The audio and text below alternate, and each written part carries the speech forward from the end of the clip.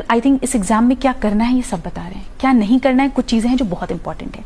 पहली चीज जो मुझसे गलती हुई कि सिलेबस को बिना समझे properly I stepped into the preparation, तो ये गलती तो नहीं करनी है। पहले सिलेबस उठाएं, मेंस का बहुत ही डिटेल सिलेबस यूपीएससी ने दिया है, हमें ये देखना चाहिए। उससे ये पता चलता है क्या पढ़ना है। अब आता है सवाल कितना पढ़ना है।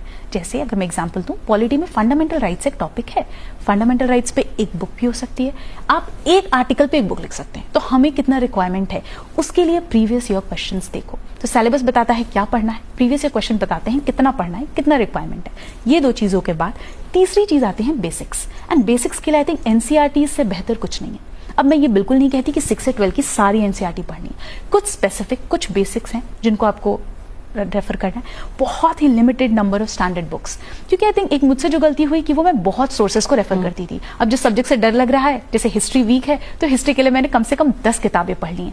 आप उसको कंसोलिडेट नहीं कर पाओगे, आप उसको रिवाइज नहीं कर पाओगे, तो अल्टीमेटली उस नॉलेज का कोई यूज नहीं है। तो ये भी मैं कहूंगी कि बहुत ही मिनिमम बुक लिस्ट रखो।